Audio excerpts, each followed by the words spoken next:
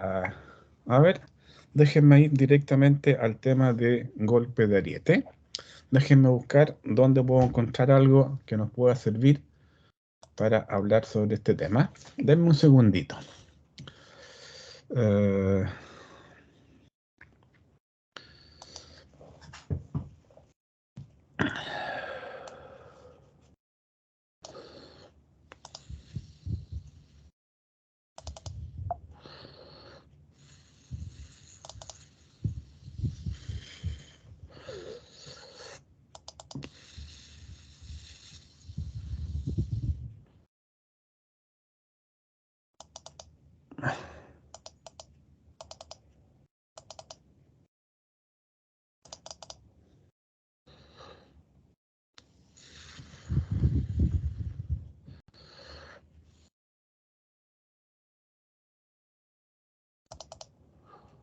Tengo que empezar a buscar dónde tengo algo que nos pueda servir, ¿eh? Denme un segundito.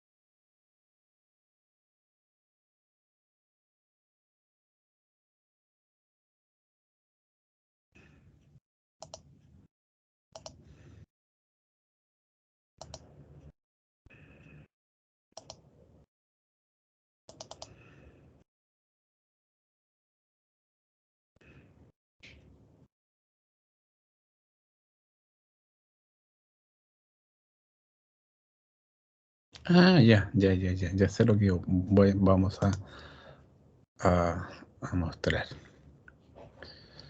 Eh,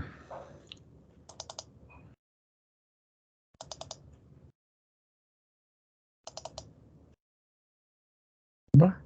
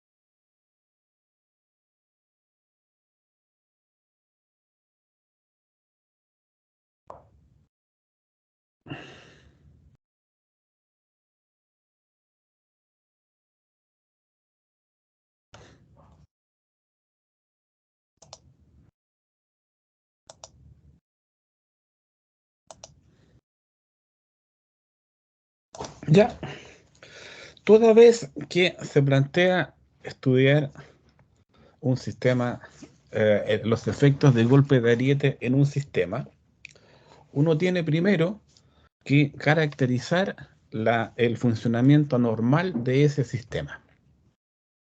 Entonces, lo primero, cuando uno tiene que hacer un estudio de golpe de ariete, y siempre tiene que hacer estudios de golpe de ariete en cualquiera conducción, ya sea gravitacional o con planta elevadora, siempre tenemos que hacerlo porque todos los sistemas siempre van a estar afectos a variaciones de velocidad, variaciones de caudal, que nos van a generar variaciones de presiones y por el tema de golpe de ariete van a haber ondas positivas y negativas que se van a, a sentir en nuestro sistema. Entonces, siempre que yo necesito hacer un estudio de golpe de ariete, tengo que caracterizar, conocer todas las variables de funcionamiento normal de mi sistema.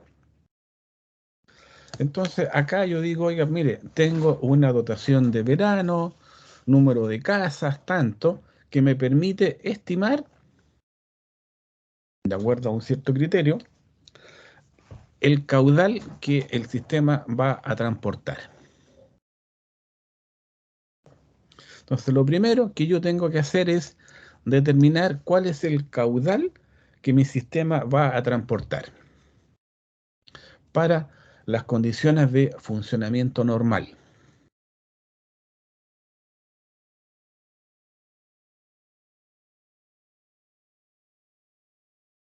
¿Ya?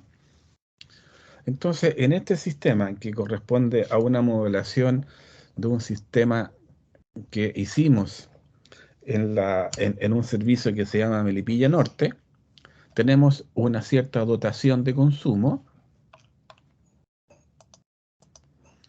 que es un dato que obtuvimos en base a un estudio de consumo, considerando que en promedio habían 4 personas por casa, llegamos a que el consumo medio anual era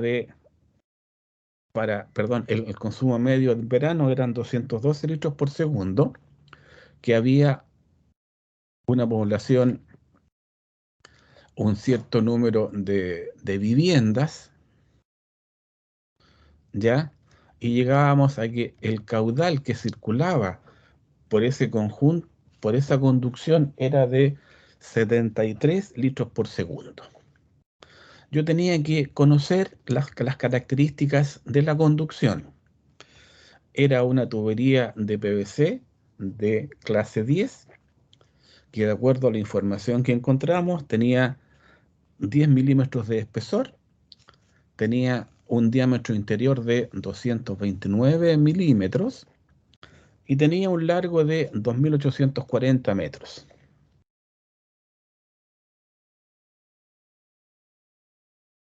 Entonces yo empezaba a modelar mi sistema y decía, perfecto, oiga, ya de los 2.840 metros, veíamos más o menos que eran desde la planta elevadora, desde el estanque de succión hasta el estanque final.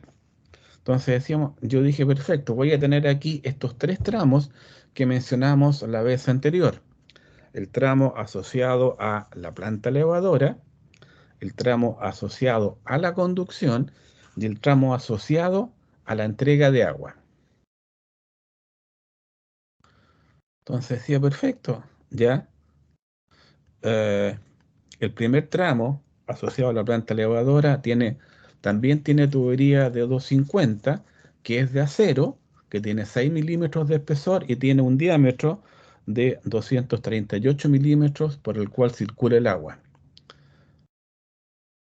El tramo de la conducción era la tubería de PVC y el tramo de entrega tenía 15 metros en total, que también era cañería de acero de diámetro 250 con 6 milímetros de espesor, que nos daba un diámetro interior de 238 milímetros con cañería de acero.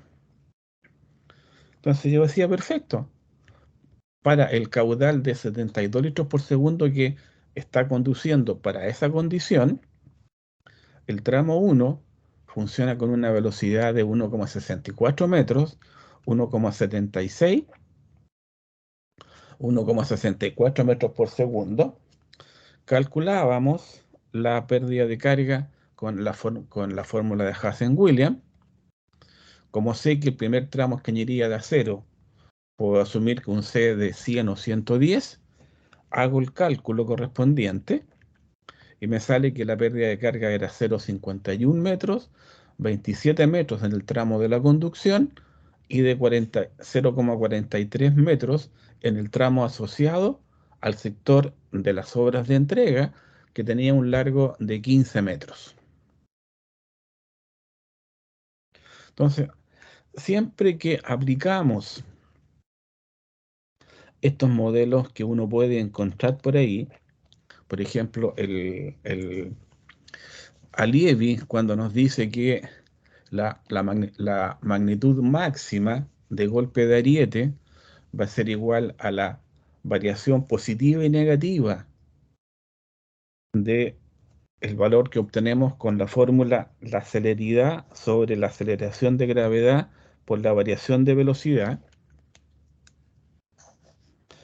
Si yo veo acá los valores que tengo, oiga, tengo una velocidad de 1,64 metros, de 1,76, de 1,64.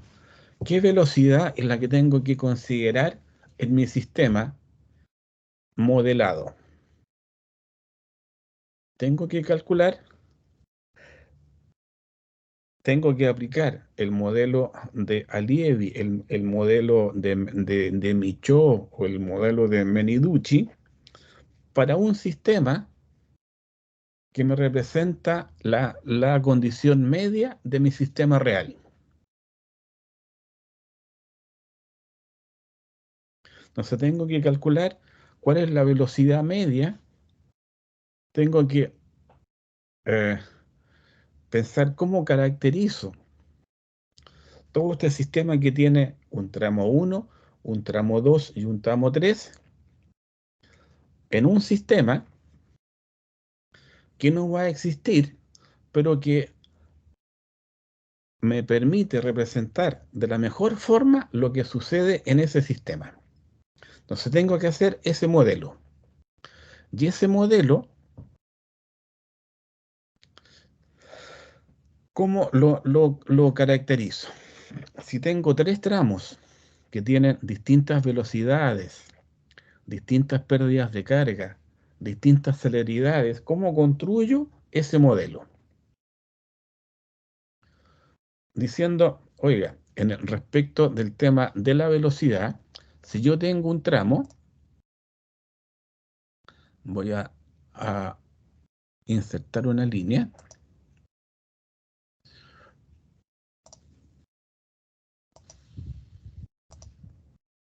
ya tengo ahí una línea. Entonces yo digo, por esa línea, y vamos a agregar otra al ladito, que la vamos a dibujar con otro color.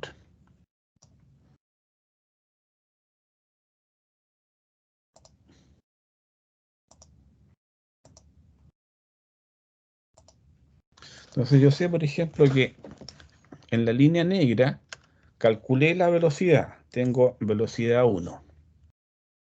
Tengo celeridad 1. Tengo pérdida de carga 1. En la otra línea tengo una velocidad 2. Tengo un coeficiente de la celeridad 2 y tengo una pérdida de carga 2. Entonces yo digo, el sistema que voy a construir va a ser un sistema ideal que me va a servir y que tiene que tiene ciertas características. Que mi sistema va a tener un largo equivalente al largo total que tiene mi sistema real, que va a tener toda esa longitud. Le vamos a cambiar el color, le vamos a colocar un color azul.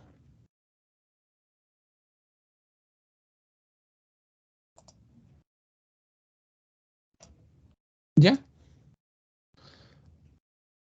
Entonces, si yo sé que en mi tubería número 1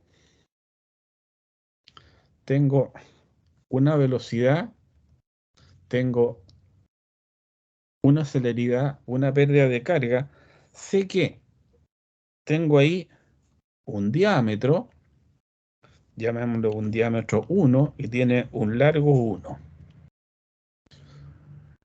En el tramo 2 tengo un diámetro 2 y un largo 2. Entonces sé que voy a correr esta cosita que la gota de agua que entra por ese tubo demora en recorrer el largo de sub 1 un tiempo t sub 1. Eso yo lo puedo calcular. ¿Estamos de acuerdo? ¿O entendemos cómo podemos hacer el cálculo del tiempo t sub 1 y t sub 2? Sí, profe. Entonces yo sé que en recorrer el tramo t sub 1, perdón, L1 y L2, esto se va a demorar un tiempo que lo voy a llamar un tiempo E. Y yo puedo determinar cuánto vale ese tiempo t sub e.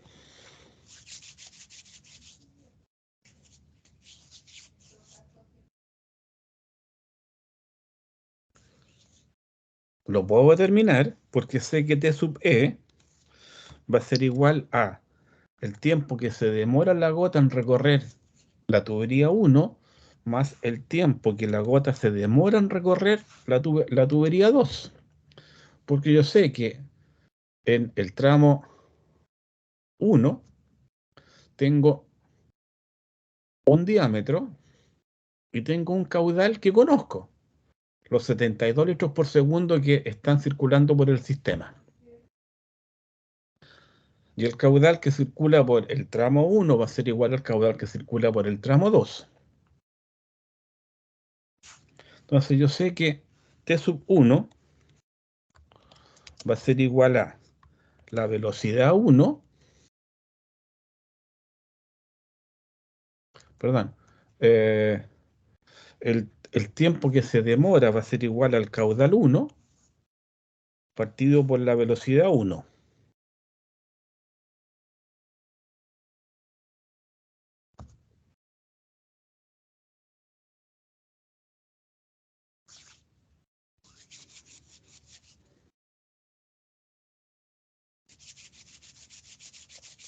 Y también sabemos que el tiempo 1, ¿cómo lo podemos también caracterizar?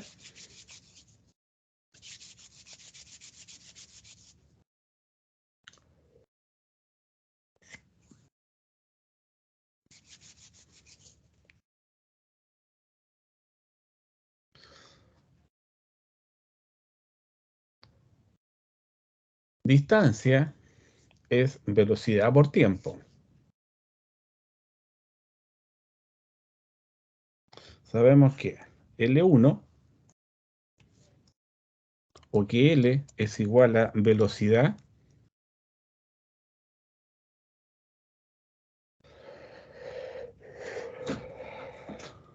por tiempo.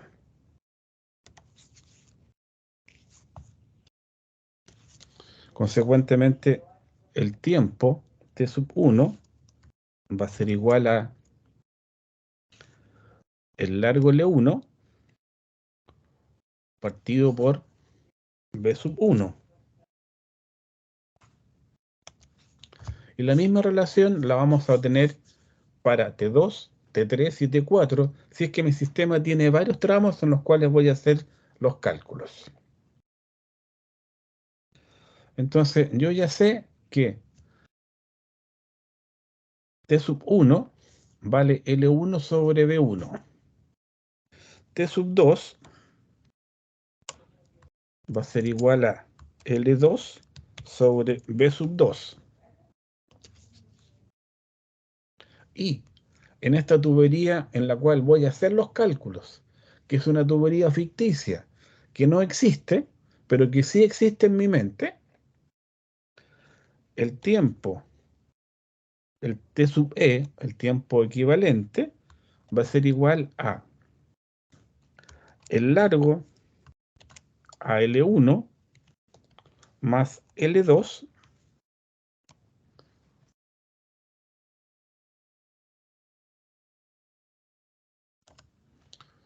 sobre la velocidad de viaje a la cual viaja la gota de agua en esta tubería, que la vamos a llamar B sub E.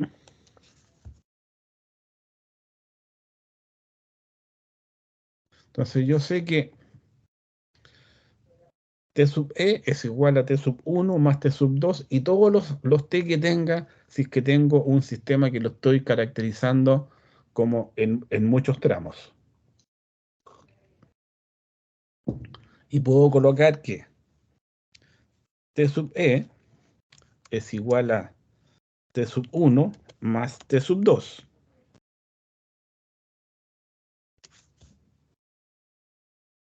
Y puedo colocar que L1 más L2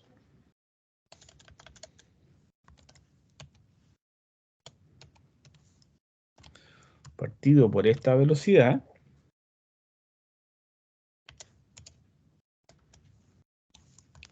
va a ser igual a L1 sobre B sub 1 más L2 sobre B sub 2.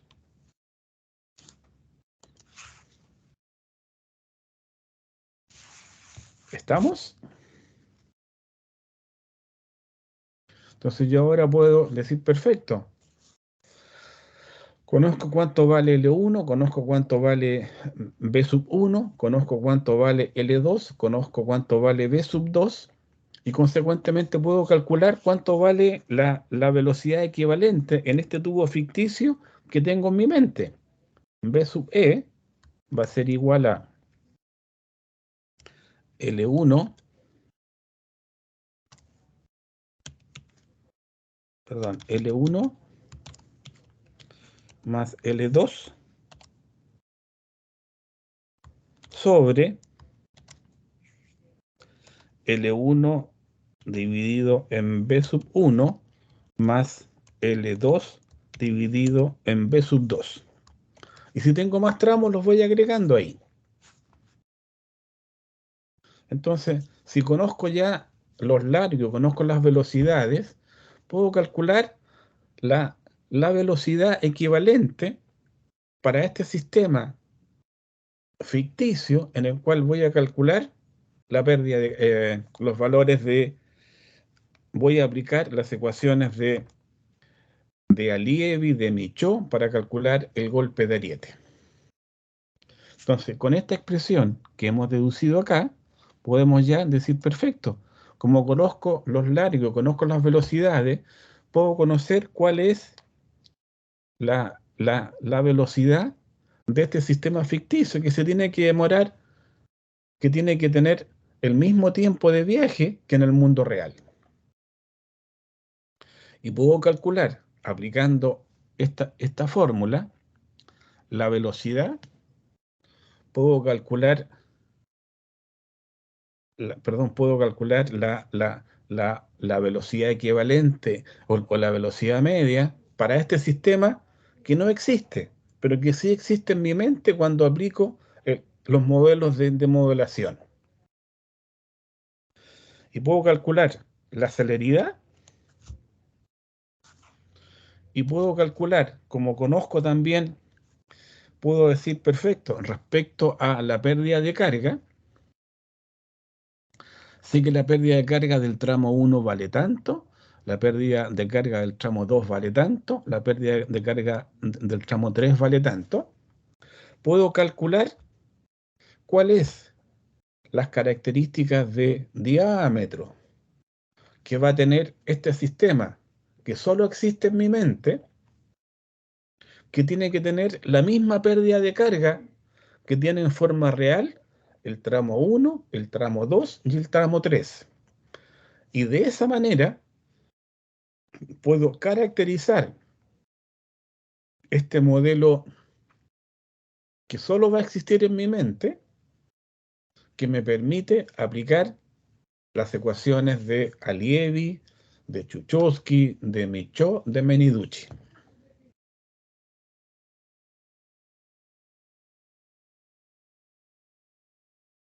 ¿Alguna consulta?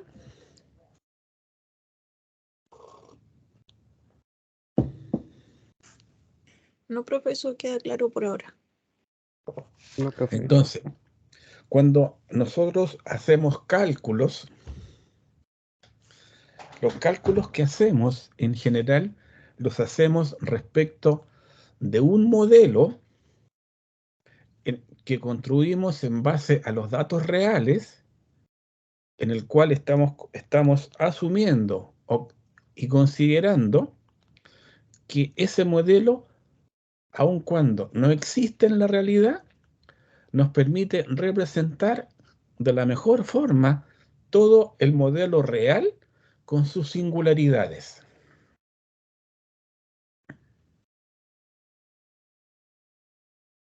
Entonces, el tema más importante es poder construir ese modelo que va a tener un largo igual al largo real, que podemos conocer las características de velocidad, de celeridad, podemos calcular cuál es el diámetro de ese sistema que nos genera la misma pérdida de carga que las 3 o 4 o 5 tramos con que he modelado mi sistema para poder aplicar todas estas ecuaciones. Entonces, cuando yo ya he logrado calcular todo este sistema ficticio, respecto del cual voy a usar para estimar las magnitudes hidráulicas correspondientes, ya puedo comenzar a aplicar las ecuaciones que nos propuso Allievi, que nos propuso Chuchowski hace ya 150 años, que siguen siendo hoy día absolutamente vigentes.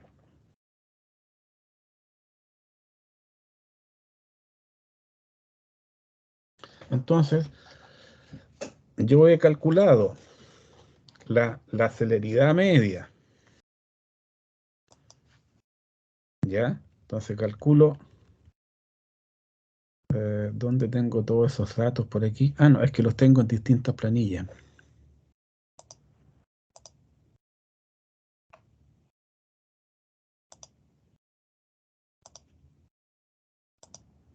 ¿Ya? Entonces yo digo, perfecto, voy a calcular para mi sistema, no sé si esto se ve bien en sus computadores, lo voy a aumentar a 150. Entonces calculo, lo primero que tengo que calcular son todas las condiciones de funcionamiento del sistema para las condiciones normales y construyo el sistema, hago el modelo del sistema equivalente que me permite aplicar sobre ese sistema equivalente que no existe las ecuaciones de la hidráulica. ¿Ya? Entonces obtengo el valor de la pérdida de carga, el valor de el factor J, que es la pérdida de carga, pero ahora en metros por kilómetro, y me permite determinar cuál es la velocidad media y, y la celeridad media para, para todo el sistema. Y respecto de esas características que me pide conocer Allievi, Chuchowski, aplico las ecuaciones de ello, aplico el criterio las pautas que me recomienda Meniducci para poder obtener el, el tiempo de parada, que es una de las variables más importantes en el tema de golpe de ariete. Entonces, déjenme buscar dónde tengo ese modelo más o menos que es más sencillo que el que tengo acá, que yo creo que puede ser un poco más complejo tratar de explicar este. Espérenme un segundito, por favor.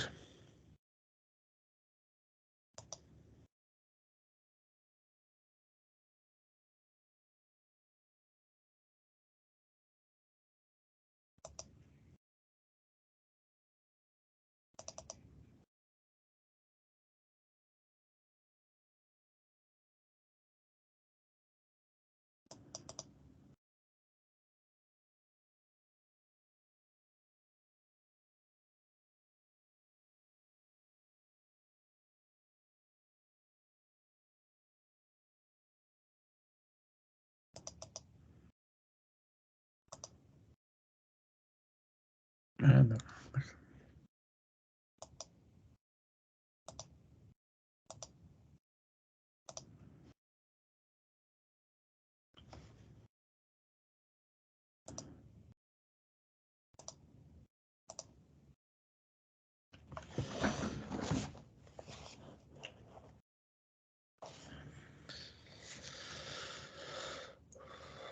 Ya, tengo acá un sistema que me dice, oiga, hay una planta elevadora que tiene un caudal, un cierto caudal, que tiene, he modelado el sistema en 3 tramos.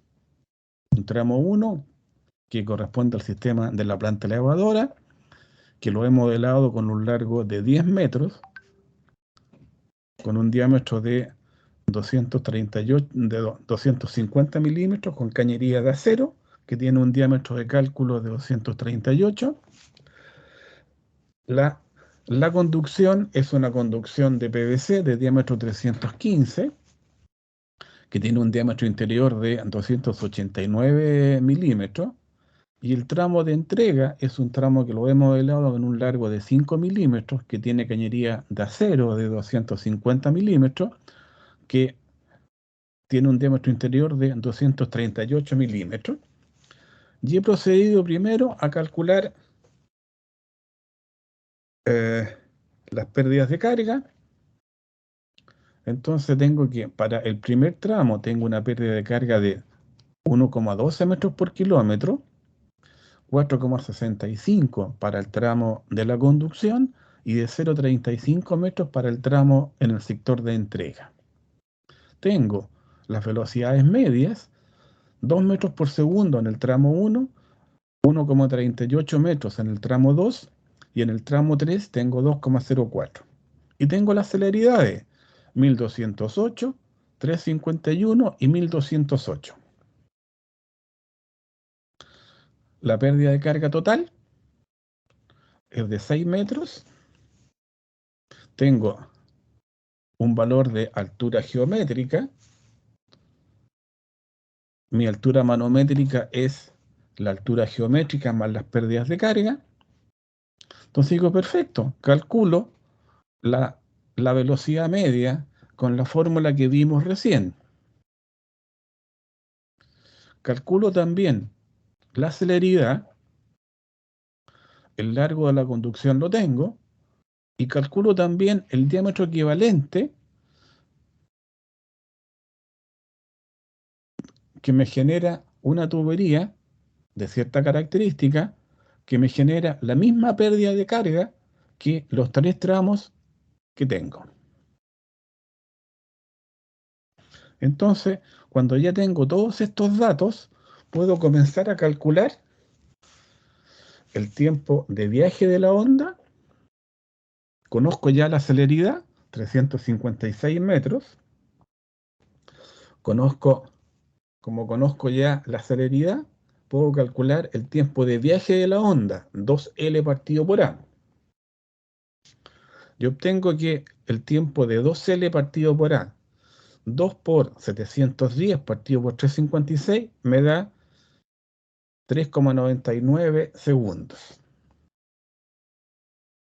Después, este ingeniero español me dice, oiga, para estimar el tiempo de detención del grupo elevación, yo le sugiero que ocupe la fórmula que yo había propuesto, que es la que aparece aquí, que el tiempo de parada es una función que depende de una variable c más k por L por B sobre el módulo de la aceleración de gravedad, partido también por la altura manométrica. Altura manométrica que ya calculé. Entonces voy a calcular los parámetros de golpe de ariete. Tengo acá las gráficas que me propone Meniducci para calcular los valores de las variables C y K, y tengo que aplicarlos. Como conozco la altura manométrica, conozco el largo, puedo calcular la pendiente hidráulica. El coeficiente K, perdón, el coeficiente C sugiere Meniducci, es función de la pendiente hidráulica. Y tengo que entrar a hacer todos esos calculillos, que me permite determinar que el tiempo de parada es de 4,5 segundos, que es mayor al tiempo de viaje de la onda. Y cuando veo los temas de Meniducci, ¿qué me dice? Oiga, usted calcula el largo crítico, compara el largo crítico con el largo real, y dependiendo de esa comparación, la magnitud máxima a la cual este sistema ficticio que usted creó en base al modelo real va a tener magnitud máxima de golpe de ariete, que la va a calcular ya sea por la fórmula de Michaud cuando es una impulsión corta, o por el tiempo, o con la fórmula de Allievi si es impulsión larga. Se tiene que hacer todos esos calculillos, verificar que ha metido bien los dedos sobre las teclas, ¿ya? Y calculo todos los parámetros que necesita. Y posteriormente construye construye su tabla, que le permite posteriormente entrar a graficar la situación de golpe de ariete en el sistema.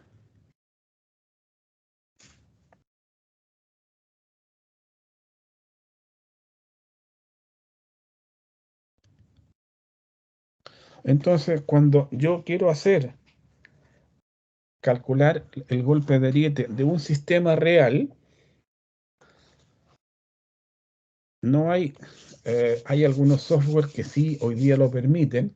El método de las características, por ejemplo, que es un sistema bastante complejo. Estimar muy bien el comportamiento real de un sistema. Pero cuando uno quiere aplicar directamente las fórmulas que propuso Allievi, Chuchowski, Michaud, lo hace respecto de un sistema ficticio que yo creo que representa la mejor de las situaciones que me permite representar mi modelo real,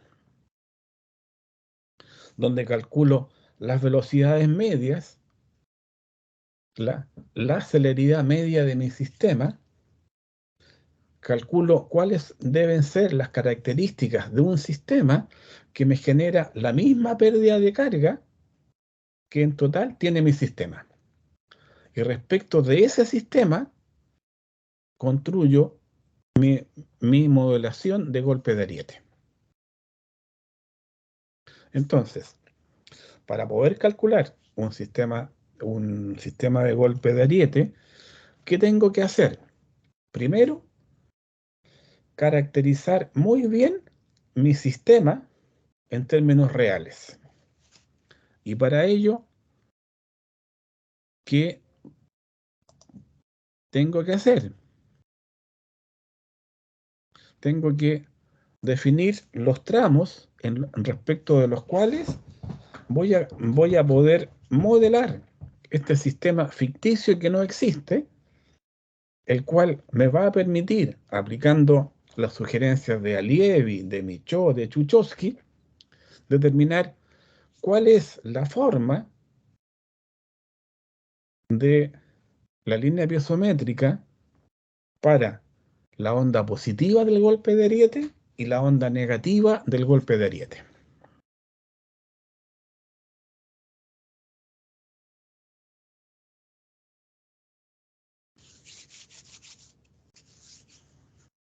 ¿Ya?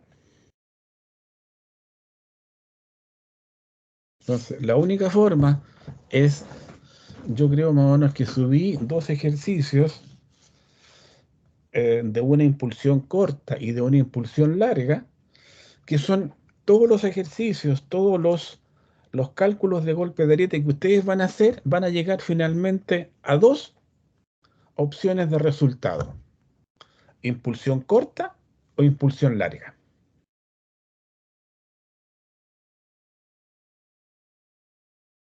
¿Ya?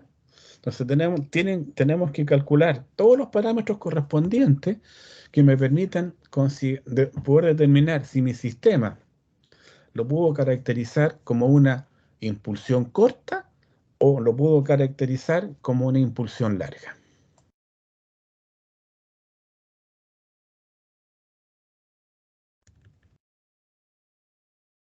¿Ya? Vamos a mostrar la clase que teníamos de la sesión anterior, donde esto fue el día 15 de junio.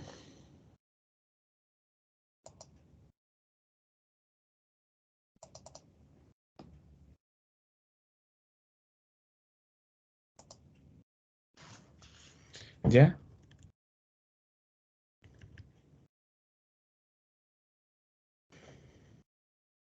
Entonces aquí, en lo que estamos viendo acá, estamos viendo un PowerPoint que dice impacto por golpe de ariete en una estación elevadora. Sí, profe, eso se ve. ¿Ya? Entonces, cuando yo calculo la línea piezométrica, la hago para el modelo idealizado que me permite representar mi situación, que contempla el tramo de succión, las características de la planta elevadora y la línea de conducción con el punto de entrega.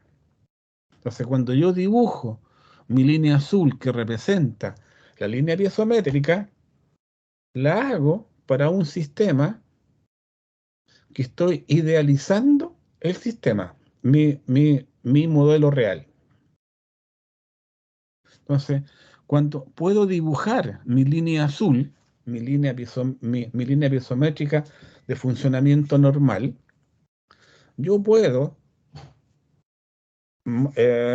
asociar otro modelo respecto del cual voy a calcular las magnitudes de golpe de ariete positiva y negativa que me van a permitir idealizar mi sistema real.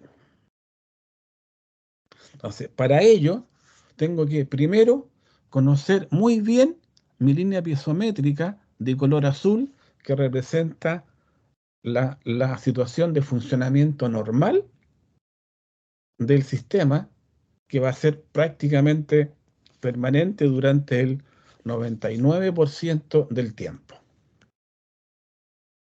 Cuando viene el sistema que está funcionando en condiciones normales y tiene una modificación en la velocidad, se genera por el efecto de elasticidad de la tubería, de la compresibilidad del agua, variaciones de presiones que Chuchowski y Yaliev nos dicen: oiga, la magnitud máxima va a ser que usted va a tener en su sistema, la puede modelar en base a la fórmula o a la ley de golpe de ariete, celeridad sobre aceleración de gravedad por variación de velocidad.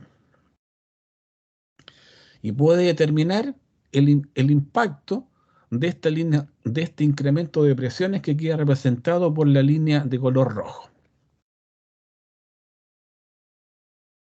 Pero después apareció Michaud, que dijo: oiga, lo que Alibe dice es cierto si el tiempo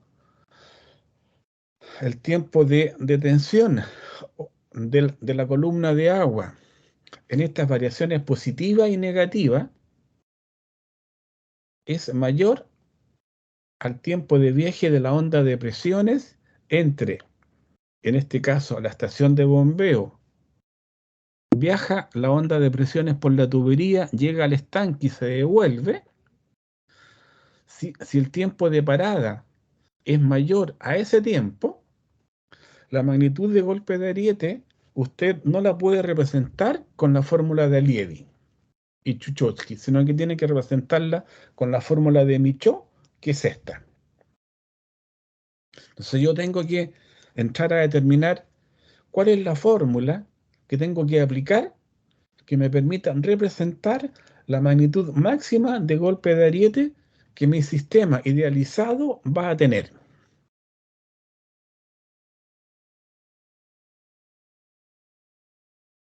Y eso es lo que tengo que calcular, para lo cual tengo que calcular la celeridad media,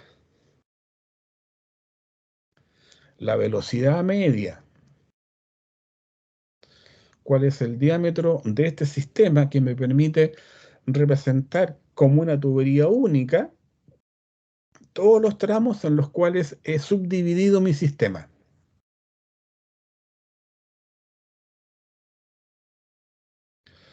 Y si resulta que el sistema que estoy modelando tiene un tiempo de detención de la columna de agua mayor que el tiempo de viaje de la onda,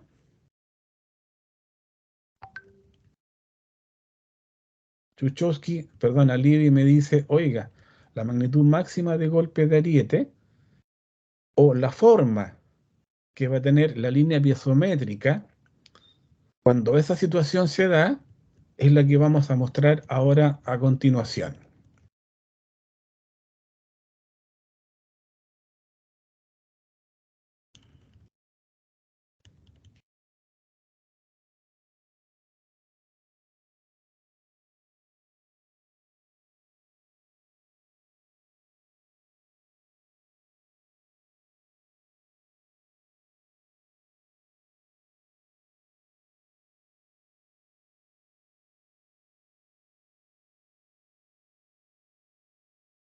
¿Qué es esa?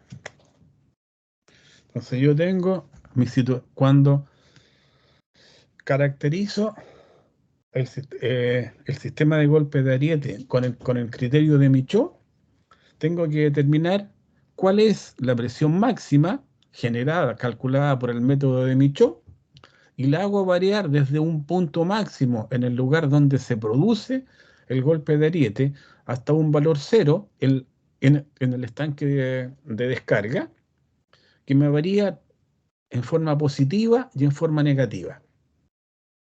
Y puedo caracterizar cuando el tiempo de viaje es inferior al tiempo de detención de la columna de agua con este esquema. Y si la situación es inversa, en que el tiempo de detención de la columna de agua es inferior al tiempo de viaje de la onda, el sistema va a estar sometido a un efecto de golpe de ariete calculado con la fórmula de Michaud.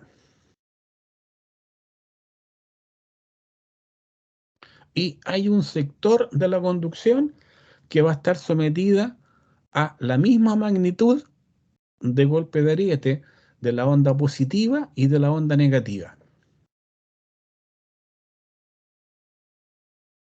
Y posteriormente comienza a decrecer la onda de presiones desde el valor máximo hasta un valor cero cuando llega en la zona del estanque. Y de esa manera yo puedo decir, oiga, cada vez que quiero calcular un golpe de ariete, ya lo calculo con la fórmula de Michaud o con la fórmula de Alievy. Lo más sencillo es que lo pueda modelar con la fórmula de Alievy, que es directa, perdón, de Michaud. Y si es la fórmula de Alievy, hay un tramo que va a estar sometido a una presión constante, presión que va a ser que la he calculado con la fórmula de Alievy o Chuchowski. Y tengo que determinar finalmente si mi sistema cae con el criterio de Alievy o con el criterio de Michaud. Y eso es todo el tema de golpe de ariete, si no es más complicado que eso. Y si determino que mi sistema está afecto a valores muy grandes de sobrepresiones o tengo sectores con cavitación, tengo que tomar alguna medida que me permita disminuir la magnitud máxima del golpe de ariete. Acordémonos que, así como Chile es un país sísmico, nada puedo hacer para que Chile deje de ser un país sísmico. Lo mismo pasa con el tema de golpe de ariete. Nadie puede hacer algo para evitar un golpe de ariete. Lo único que podemos hacer en un circuito hidráulico es modificar la magnitud máxima del golpe de ariete, tanto en términos positivos como en términos negativos. Y como yo puedo modificar la magnitud de golpe de ariete, puedo controlar si los daños que me genera el golpe de ariete me pueden o no afectar a mi sistema. Cuando ustedes hacen el diseño de una viga, dicen, perfecto, oiga, esta viga va a funcionar en forma elástica si la carga del camión que pasa por ahí es inferior a 20.000 kilos. Yo sé que si pasa un camión de 10.000 kilos, la viga se va a deformar, pasa el camión y como estamos en la fase elástica, la viga vuelve a la condición normal. Pero si el camión que pasa por esa viga pesa más de 50 toneladas, mi sistema va a colapsar por un tema de tensiones de rotura. Acá es lo mismo.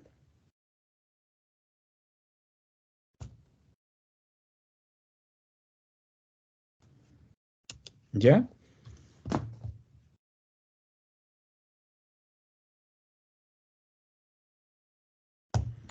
¿Alguna consulta?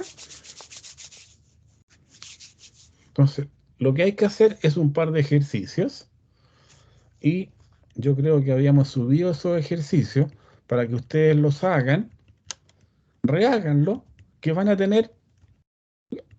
llegar a tener experticio en dos tipos de ejercicios, porque todos los tipos de ejercicios de golpe de ariete van a caer en la opción A o la opción B. Aquí no hay opción C.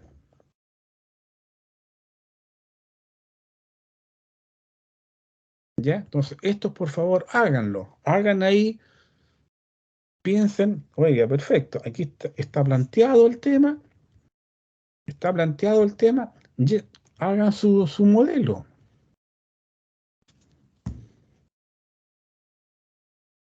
Ahí está planteado el tema, háganlo.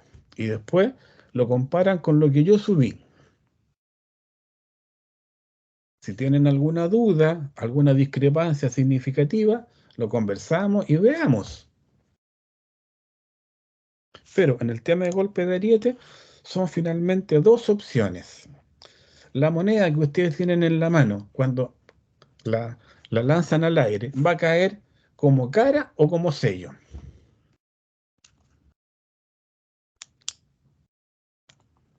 La probabilidad de que esa moneda caiga de canto es cero. O sea, uno tiene que estar preparado para que la moneda caiga cara o caiga sello. Lo mismo pasa en el tema de golpe de ariete.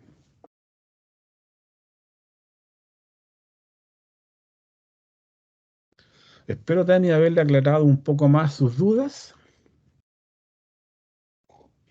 Sí, profe, puede ser los ejercicios de ahí si me quedó Y la alguna le otra pregunto. cosa importante, que hay que aprender a mirar el perfil. Perfil complejo, perfil sencillo, perfil afecto o no potencialmente a daños de golpe de ariete. Entonces uno puede decir, oiga, este es un perfil que no es propenso a daños por golpe de ariete y hace todos los cálculos que le permitan ratificar ese dato. ¿Ya? Porque si ustedes dicen, oiga, señor, dijéramos este tema, no hay que preocuparse, Perfecto, ingeniero, pero por favor demuéstremelo.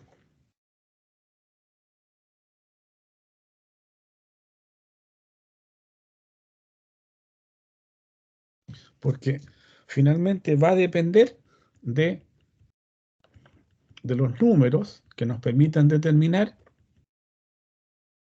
ya si el sistema está o no afecto a daños por golpe de ariete. Y si uno revisa estos datos de aquí, podemos decir, oiga, durante la fase negativa, los valores de presiones van a ser de menos 4,5 metros, 6,4, 5,1, 2,8. Si estos valores de aquí fueran menos 9,5, 10, oiga, indudablemente eso va a entrar en un sistema de golpe de ariete.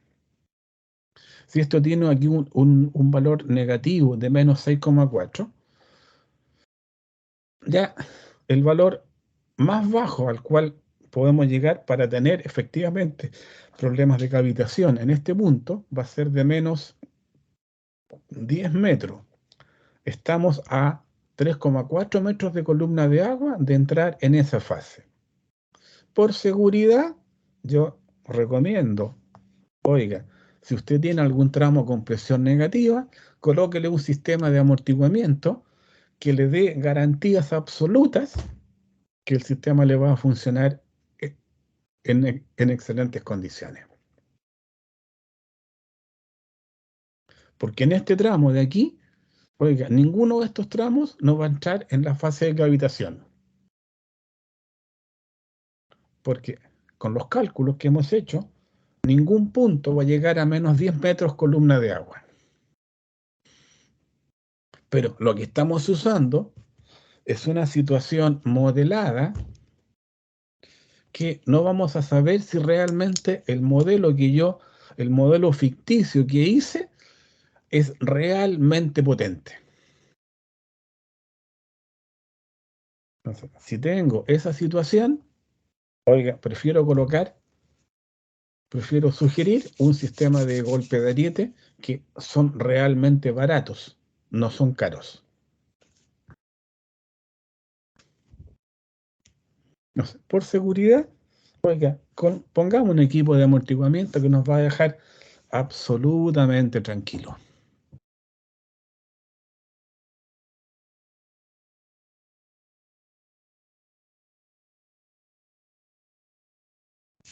¿Ya? ¿Alguna consulta, Tami?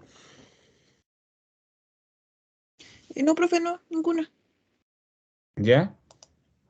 Entonces, volvamos al tema de lo que teníamos acá. Entonces, ¿qué teníamos? Pautas, ver algo sobre pautas de diseño, recordar un poco sobre el método de Cross, hablar un poco sobre válvulas y ventosas, y el tema de redes y alcantarillado ya definitivamente hoy día no lo alcanzamos a mirar. Ahora, estuve mirando lo que habíamos puesto como unidades de estudio del recuerdo sobre hidráulica. Entonces, después tengo también un tema. La próxima semana es de interludio académico.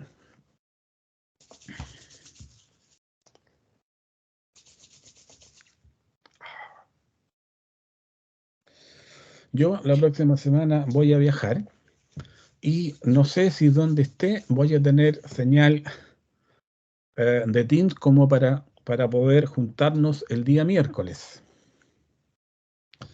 Eso lo voy a saber el día martes en la tarde y les voy a mandar un mensaje vía WhatsApp indicándoles si nos podemos juntar el día miércoles. El día sábado me va a ser imposible poder juntarme con ustedes. Entonces, si a ustedes les interesa, nos podemos juntar el día miércoles para comenzar ya la etapa de redes y plantas sanitarias. Perdón, el tema de redes de alcantarillado que tenemos que mirarlo, aunque sea a la pasada. ¿Qué les parece? Sí, profe. Sí, sí, usted puede el miércoles, sí. Jonathan, Francisco. Sí, profe, lo mismo que opina mi compañera. Si usted puede, básicamente nos unimos a ¿Ya? la clase. Pensemos que respecto del día 20 de julio, nos quedan 3 semanas, pues. Entonces, lo que yo les aconsejo, que rehagan los ejercicios. Si tienen alguna duda, a lo mejor el próximo miércoles podríamos dedicarlo básicamente a responder consultas sobre los ejercicios, sobre los controles que ya hemos realizado, que han sido 3, alguna cosa que tengan duda.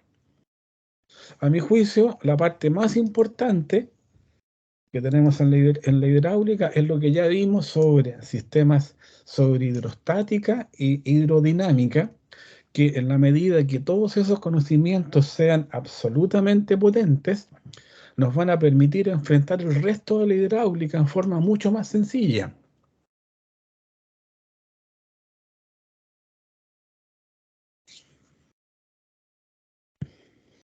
¿Ya? Entonces yo les mando un mensaje vía WhatsApp el próximo martes o el miércoles en la mañana indicándoles, oiga, si donde estoy tengo posibilidades de acceder a un Wi-Fi potente que nos permita poder conectarnos a través del computador. ¿Ya? Entonces los temas relevantes de hidráulica que teníamos eran sistemas cerrados, en sistemas cerrados hidrostática, hidrodinámica, ¿ya? Tenemos que hablar algo sobre sistemas abiertos en redes urbanas. Ya vimos parte de la parte de agua potable. Esperamos también terminar el próximo miércoles con la parte de conceptos básicos de redes de alcantarillado y después ver algo muy somero sobre riego agrícola, drenaje y control de cauce y plantas sanitarias. Lamentablemente perdimos un mes de clase, un mes de recuerdo de conceptos. Si esto hubiese partido el día 20 de marzo, estaríamos probablemente ya prácticamente preparando el examen del día 20. ¿Ya? Entonces, recuerdo sobre pautas de diseño en redes de agua potable.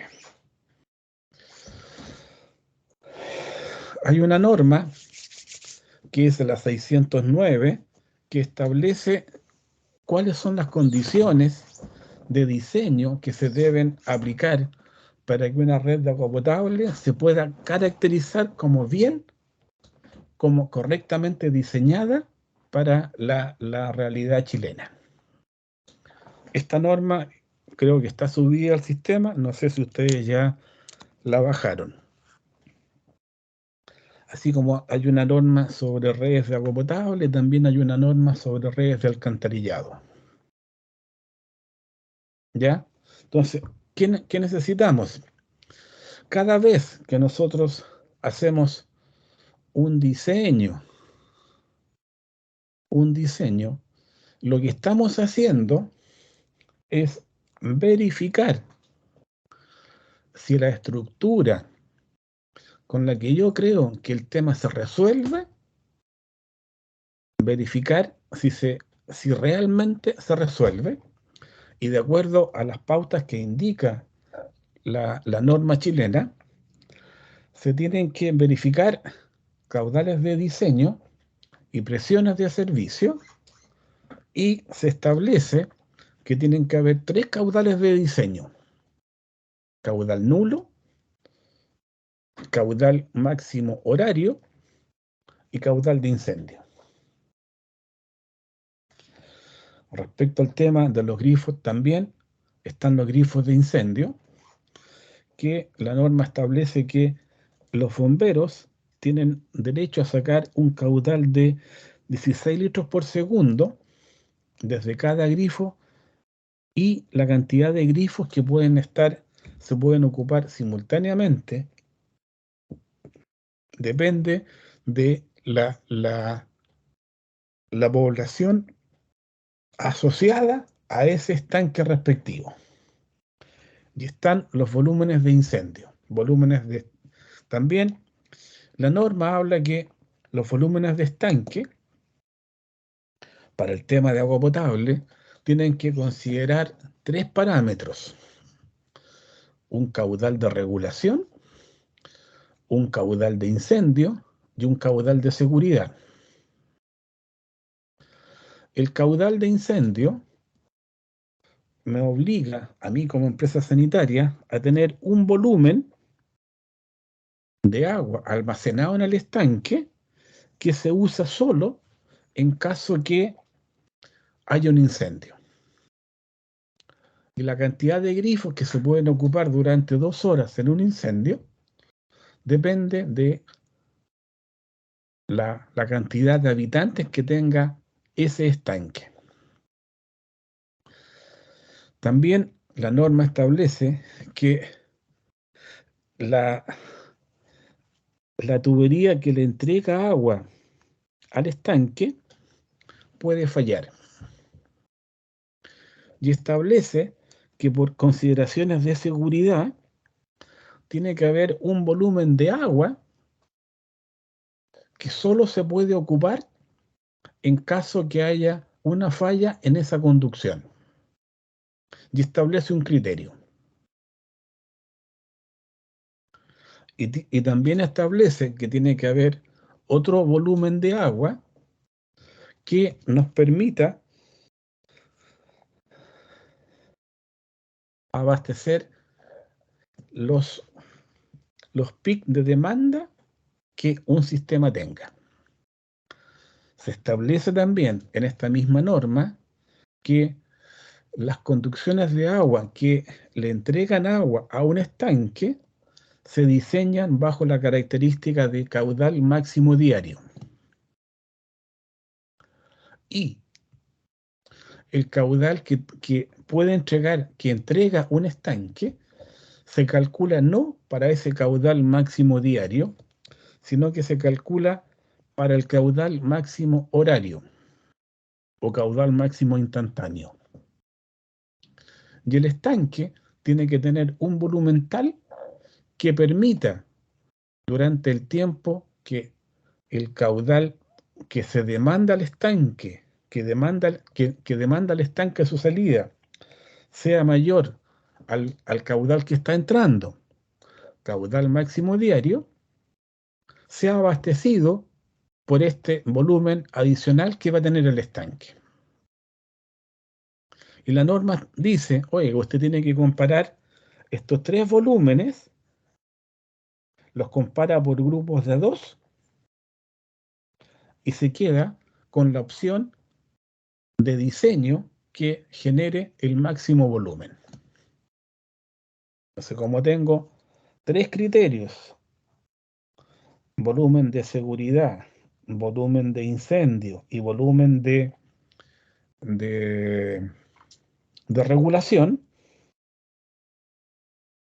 se queda, elija aquella combinación en grupos de 2 que le genera el máximo volumen. También la norma habla sobre diámetros mínimos, sobre trazados, dónde se tienen que colocar las tuberías.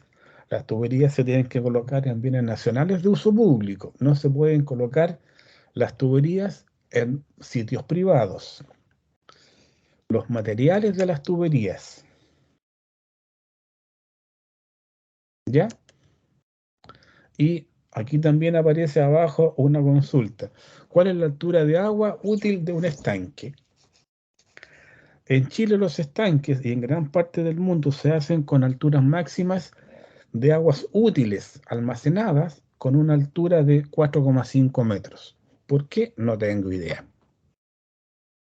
No tengo ese antecedente. ¿Ya? Entonces el proyecto debe considerar las condiciones que ya habíamos mencionado. Caudal nulo, presión estática máxima, caudales máximos instantáneos, presiones mínimas, caudal de incendio. volúmenes de regulaciones, volúmenes de incendio, con cantidad de grifos. ¿Ya? Entonces, cada vez que nosotros hacemos un diseño, tenemos que considerar un valor de consumo medio anual. Consumo medio anual que lo puedo calcular en relación al consumo por persona, o por familia, o por casa. Depende de los datos que tenga a mi disposición. Consumo promedio diario. Es el consumo promedio de los consumos diarios durante un año de registro. Como he hecho este registro, puedo obtener el consumo máximo diario. Es el día de máximo consumo de una serie de registros durante los 365 días del año.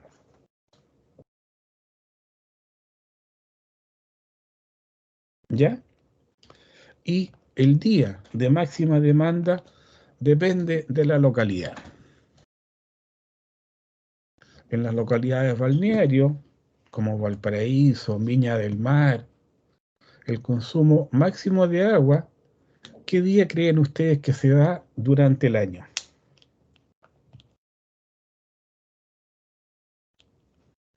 En el verano. No, el 31 de diciembre.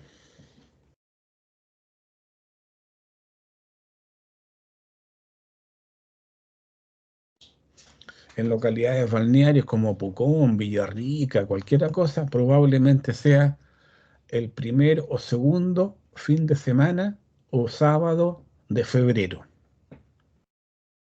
Acá en la zona de San Antonio Algarrobo era el segundo fin de semana, el segundo sábado del mes de febrero.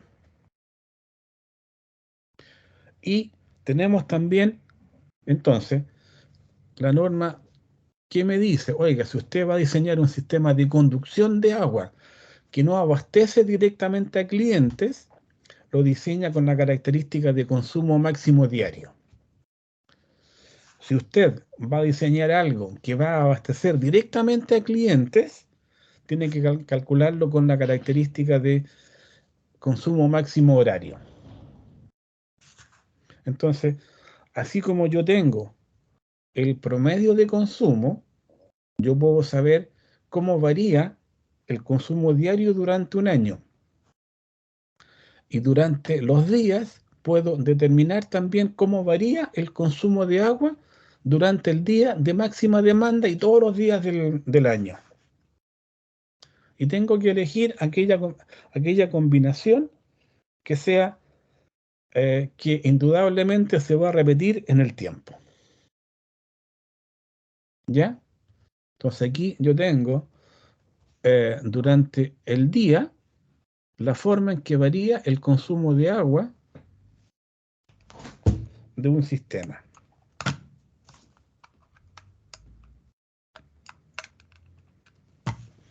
¿Ya? Entonces a mí me interesa que el consumo de agua, que durante la hora, el instante en que todo el mundo saque agua, todos puedan tener agua. Consecuentemente tengo que diseñar para el caudal punta del día de máxima demanda en el año.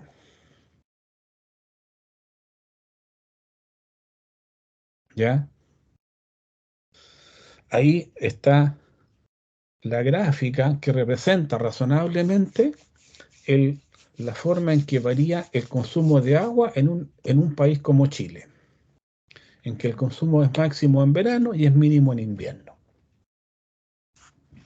Entonces tengo que considerar todos los factores de variaciones máximas de agua, el factor máximo día, ¿ya? Se debe consultar a la empresa sanitaria o a la superintendencia y un valor referencial que uno puede usar de 1,5.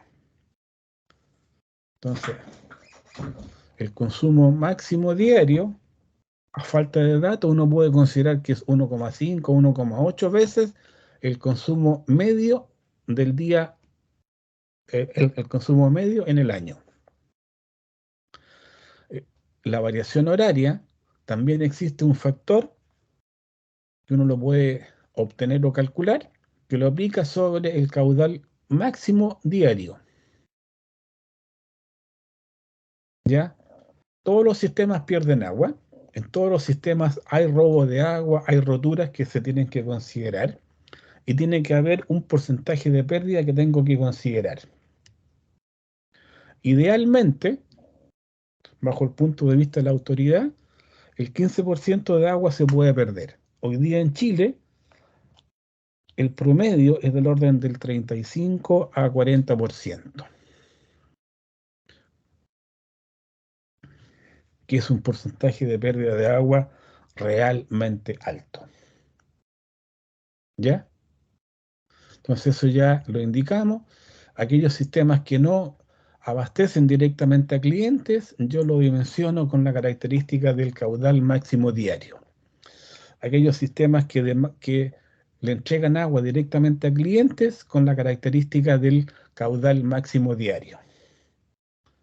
Y en la red de distribución, como también existen los grifos, tengo que tener la otra condición, el caudal de incendio. Y en la noche hay instancias en que no se dan realmente, en que no hay mucho consumo de agua y la presión, la presión que entrega la red de agua tiene que ser inferior a 70 metros columna de agua para impedir que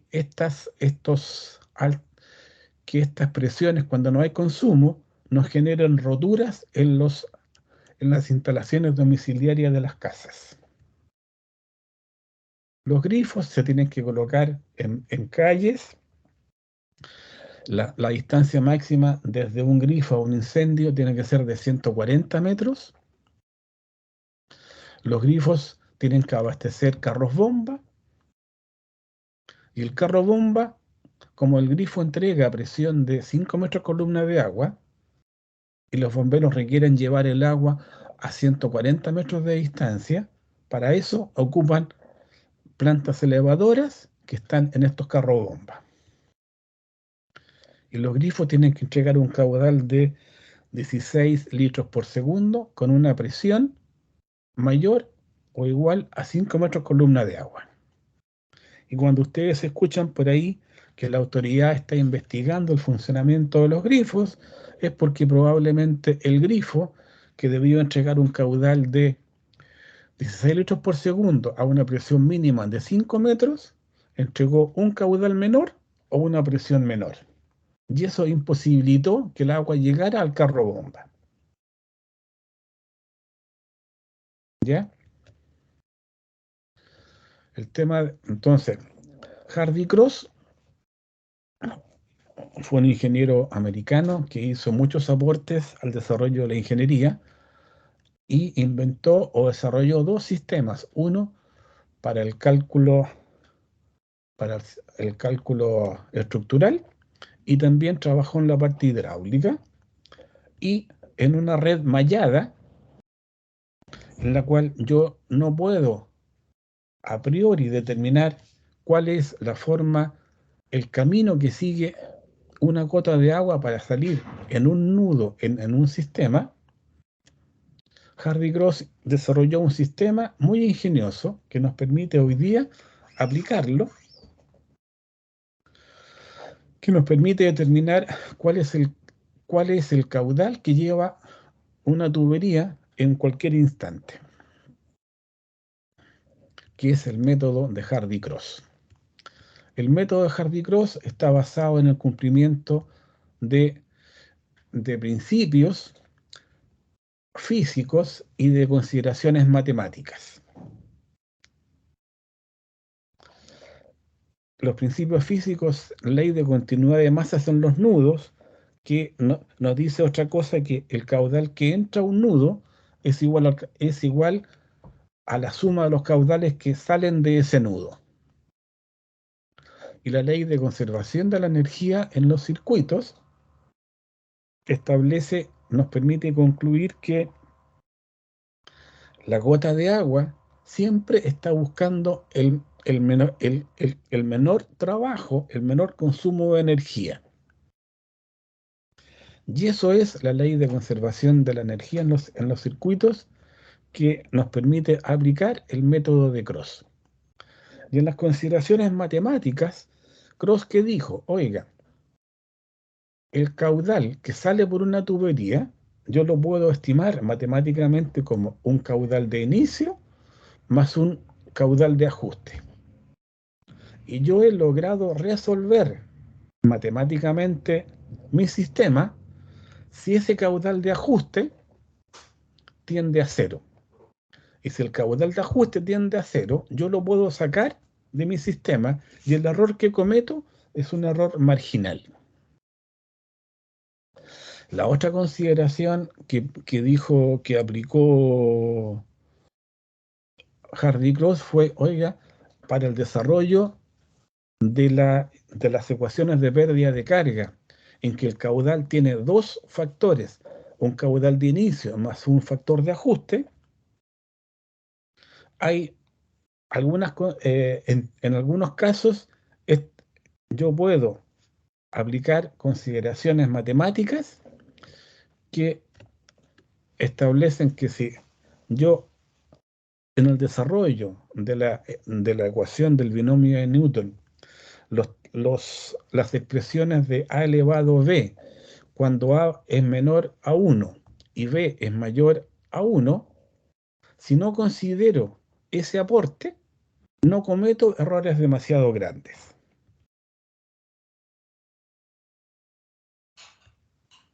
¿Ya? Entonces, puedo, como en una red, cuando yo estoy diseñando una red, no la estoy diseñando. Lo único que estoy haciendo es tratar de verificar o de obtener qué caudal es el caudal que cada tubería lleva. Entonces, cuando yo estoy haciendo un diseño, yo ya conozco las características de mi red. Conozco el largo, conozco el diámetro. Como conozco el diámetro, conozco cuando aplico Hazen-Williams el coeficiente C, y cuando aplico Darcy-Weisbach, conozco ya gran parte, conozco el largo, conozco el diámetro. Lo que no conozco es la velocidad, que es el caudal que ando buscando, y tampoco conozco el factor F, que tengo que conocerlo para poder aplicar la fórmula de Darcy-Weisbach. Y puedo indicar que en el caso de usar Hazen-Williams, yo puedo estimar que la pérdida de carga es igual a un parámetro A que depende de las características físicas de la tubería por el caudal elevado a un factor. Y cuando uso la fórmula de Darcy, es igual a un factor F, que es el factor de la misma fórmula de Darcy, por un factor B que depende del largo y del diámetro. Y haciendo relaciones de caudal igual a velocidad por diámetro, puedo establecer que la fórmula de Darcy-Weisbach la puedo representar por la fórmula F, el coeficiente de Darcy, por este valor B, que depende de las características del sistema, por el caudal al cuadrado. Y como dice Hardy Cross, el caudal va a ser un caudal de inicio más un caudal de ajuste, y cuando logro que este caudal de ajuste tienda a cero, he resuelto matemáticamente mi sistema. Hace consideraciones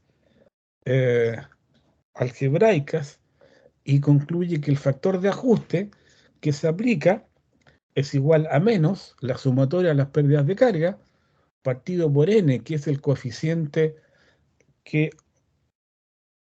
al cual elevamos el caudal en la fórmula de Hazen-Williams o en la fórmula de Darcy.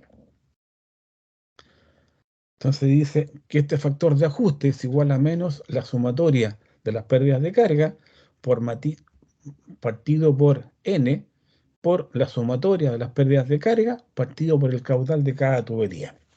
Y cuando he logrado que este factor de ajuste tenga cero, he logrado que el caudal que lleva la tubería sea lo más parecido al caudal de inicio de mi sistema. ¿ya? Y tenemos hoy día muchos software que nos permiten calcular, aplicar el método de Hardy-Cross, ¿ya? Los que están ahí requieren la licencia comercial y como ya explicamos al inicio de la clase de hoy, el EPANET, que es un sistema que lo encuentro realmente genial y que además es gratis, que está a disposición de cualquier persona que lo quiera bajar en las aplicaciones que aparecen ahí. ¿Ya? Entonces, en la clase del día miércoles desarrollamos este sistema, llegamos a ciertos valores y también este mismo sistema lo podíamos aplicar con el modelo de EPANET. Después tenía también previsto hablar un poco sobre el tema de las válvulas. Las válvulas son elementos mecánicos que permiten el control y regulación de flujo de fluidos. ¿Cómo lo hacen? A través del concepto de pérdida de carga singular. Y como vimos, las pérdidas de carga singulares eran un factor K, que era un factor adimensional, que se determinaba en forma experimental, que se aplica sobre altura de velocidad. Entonces, cada vez que yo tengo un sistema donde tengo una válvula, ¿ya? Que requiero hacer alguna pérdida de carga singular, afecto la velocidad y tengo que determinar el factor K correspondiente. Entonces, todas las válvulas que hoy día usamos que permiten el control y la regulación, lo que nos hacen estas válvulas es generar una pérdida de carga singular que me afecta a mi sistema y como me afecta a mi sistema, me disminuyen el caudal que está saliendo finalmente por ese sistema. Acordémonos que en un sistema teníamos que energía disponible igual a pérdida de carga. Y las pérdidas de carga tenían dos características: pérdidas de carga por fricción y pérdidas de carga singulares. Y las pérdidas de carga que generamos con una válvula son pérdidas de carga singulares que nos afectan la energía disponible total de mi sistema, y esa energía disponible es la que me permite determinar cuál es el caudal que sale finalmente por mi sistema. Y tenemos distintos tipos de válvulas y la norma chilena de redes de agua potable me indica la distancia máxima que tiene que haber entre válvulas, orientado a un tema de garantizar la continuidad de abastecimiento de agua a los clientes. Entonces, hoy día la norma dice que si hay una rotura, yo a lo más puedo afectar si tengo una red de agua potable que abastece a clientes y por alguna causa hay una rotura en una red, yo a lo más debo afectar a un largo de tubería equivalente a 1000 metros, cerrando las válvulas que el sistema requiera. Entonces establece que los cuarteles, que corresponde a la longitud máxima de tuberías que un sistema puede tener, entre válvulas deben ser menores a 1000 metros. Si uno considera que en promedio hay una casa conectada cada 10 metros de tubería, uno aquí podría concluir que idealmente, cuando hay una rotura de una red de agua potable, uno debiera afectar como máximo a 100 clientes. Tenemos recomendaciones respecto a cómo se instalan las válvulas. Las válvulas se tienen que instalar de forma que uno pueda acceder a ellas para hacer un proceso de mantención y de operación de válvulas. Hay válvulas de accionamiento mecánico, en los cuales yo tengo que mover un volante para generar el cierre de esa válvula mediante el desplazamiento de un mecanismo. y tengo distintos tipos de válvulas. Válvulas de compuerta, válvulas de mariposa. También hay muchas válvulas que se pueden accionar a través de un motor y que yo puedo manejar a distancia. Aquellas válvulas de accionamiento mecánico con volante, tengo que mandar a alguien o alguien tiene que ir a abrir o a cerrar esa válvula. Aquellas válvulas con motor, con accionamiento a través de un motor, yo las puedo operar a distancia, a través de una orden específica. Y estas también las puedo ocupar como elementos de regulación. Grifos contra incendio. ¿Ya? La cantidad de piezas especiales y válvulas que requiere un grifo es realmente complejo. No es un tema menor. Para que yo pueda tener un grifo, requiero 1, 2, 3, 4, 5, 6, 7, 8, 9, 10, 11, colocar 12 elementos. Y estos grifos tienen que entregar un caudal de 16 litros por segundo. Válvulas. Hay también otro tipo de válvulas que son válvulas de accionamiento hidráulico, que son realmente geniales. Que en una clase posterior podríamos entregar mayor detalle, pero estas se accionan en base a la misma presión del sistema. Y son realmente geniales. Válvulas de accionamiento hidráulico. ¿Cuál es la esencia del funcionamiento de esta válvula? Acá,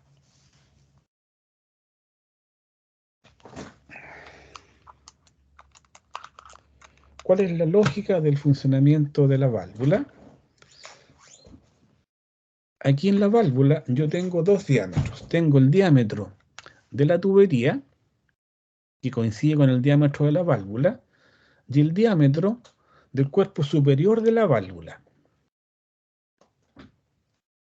Entonces, a un señor de apellido Clayton se le ocurrió, oiga, si yo tengo dos diámetros, el diámetro de la tubería, y tengo un diámetro en la parte superior de la válvula en que obligo al agua a seguir un cierto recorrido, si mi diámetro de la parte superior de la válvula es mayor que el diámetro de la válvula, yo a través de la presión interna del sistema puedo cerrar esta válvula. Porque ambas van a estar sometidas a la misma presión.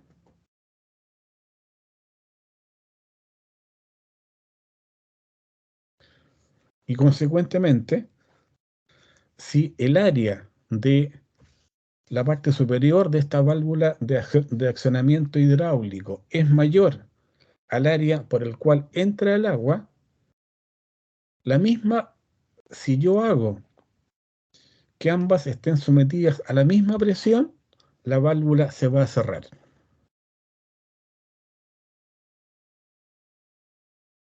Que es la esencia respecto a la cual funcionan todas estas válvulas de accionamiento hidráulico. Yo tengo un sensor de presión que me alimenta la parte superior de la válvula. Cuando este sensor está abierto, está fluyendo agua en forma normal. Cuando por alguna condición, en lo que aparece por ahí, control estrangulado, yo cierro el paso de agua, la presión de la válvula, la presión de la línea se manifiesta en la entrada a la válvula. Pero, como tengo la misma presión que está actuando sobre el disco de la válvula que tiene un diámetro mayor, esa válvula, ese diafragma que tiene un diámetro mayor al diámetro de la válvula, va a actuar, va a descender y se va a cerrar. Y son válvulas realmente geniales. Y hay distintos tipos de válvulas y distintos tipos de controles o de diafragmas o de sistemas de control que se pueden aplicar a este tipo de válvulas que las hacen, a mi juicio, en válvulas realmente geniales que se pueden usar para múltiples usos. ¿Ya? Hay válvulas reductoras de presiones y esa válvula reductora de presión, ¿qué nos hace?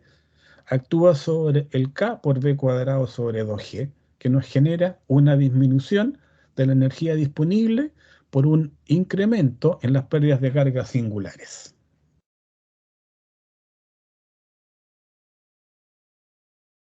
¿Ya? También se pueden colocar este tipo de válvulas en plantas elevadoras que nos permiten distintas acciones. Y también existen las válvulas de retención, válvulas que se abren solo en un sentido. Y cuando por alguna condición hay un cambio en el vector de velocidad, en el sentido, la válvula se nos cierra. Válvulas de retención. ¿Ya?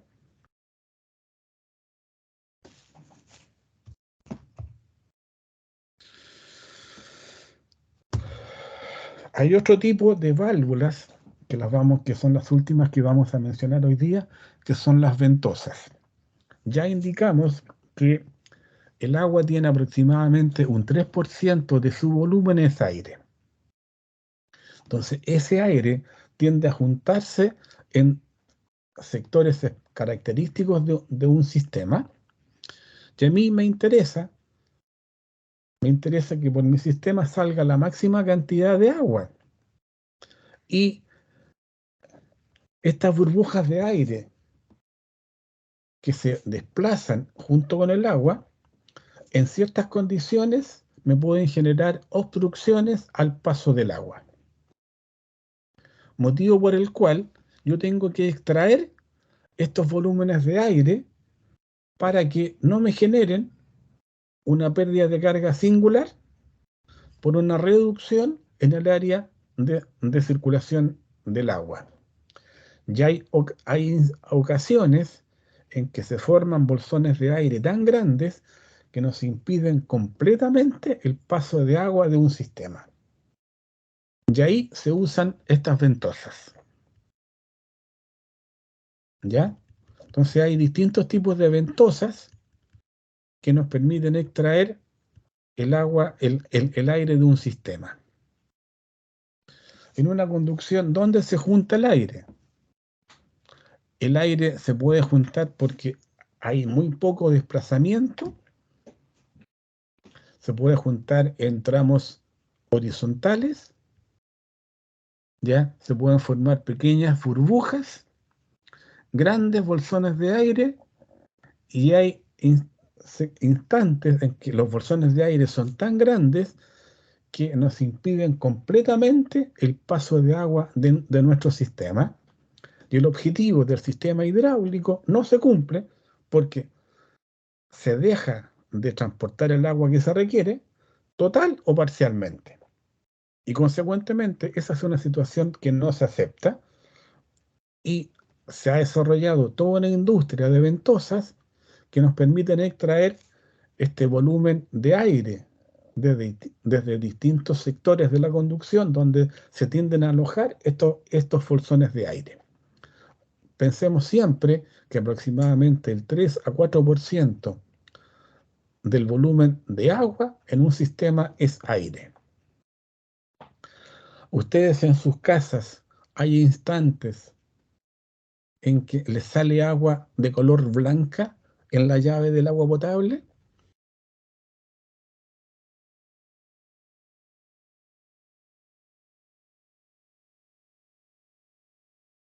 Para ser sincero, profe, no me he fijado. Fíjate, de repente, en algunas condiciones sale agua de color blanca y al par de segundos esa agua ya es transparente porque ese color blanco viene por las burbujas de aire. Pregúntale después a tu mamá, mamá, en algunas condiciones el agua potable viene con un color blanco que después queda transparente. Tu mamá te va a decir que lo ha visto y eso es aire. ¿Ya?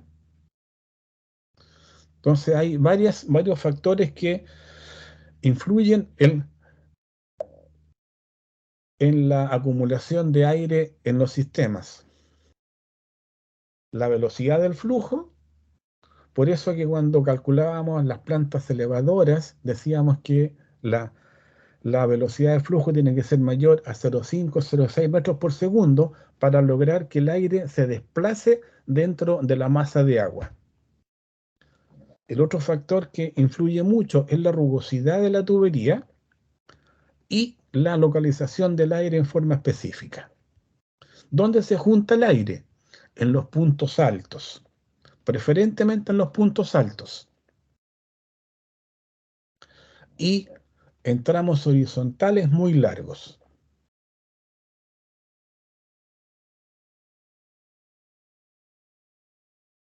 Y estos bolsones de aire nos generan pérdidas de carga, que como no se han considerado en el sistema, consumen energía disponible y deja de salir agua por el final del sistema. ¿Ya? Esto véalo con calma y lo comentamos el próximo miércoles, más o menos para terminar la clase, que ya esto ya va cerca de las 3 horas de clase de hoy día y ya tenemos que hacer otras cosas. ¿Ya? Distintos tipos de ventosas, porque este tema ya ha sido muy estudiado, ya hay soluciones realmente ingeniosas. Entonces, tenemos tipos de ventosas de pequeño orificio de salida, solo permiten la salida del aire, no de su ingreso de aire. Hay también otro tipo, ventosas de gran orificio, que además permiten el ingreso de aire. En algunas situaciones, a un sistema hidráulico se requiere que ingrese aire. Por ejemplo, cuando yo tengo que hacer una reparación, tengo que extraer el agua del sistema. Y la única forma en que el agua se puede extraer del sistema es que ese volumen de fluido sea reemplazado por el volumen de aire. Y estas ventosas que se diseñaron inicialmente para expulsar el aire, también se vio que se pueden ocupar en estas condiciones para permitir el vaciado del sistema mediante la incorporación de aire. ¿Ya? Entonces, hoy día tenemos 3 tipos de ventosas. Ventosas de pequeño diámetro, ventosas de gran diámetro y ventosas trifuncionales que cumplen las 3 funciones. Evacúan el aire en las tuberías en un momento de llenado, purgan pequeñas cantidades de aire y permiten la entrada de aire en el momento de vaciado de los sistemas. Y en un sistema yo tengo que colocar distintas ventosas con las finalidades que ya habíamos mencionado. Entonces, hoy día uno puede también encontrar mucha ayuda para determinar dónde coloca estas ventosas y qué tipo de ventosas son las que tienen que colocar para que el aire no me afecte mi sistema de transporte de agua.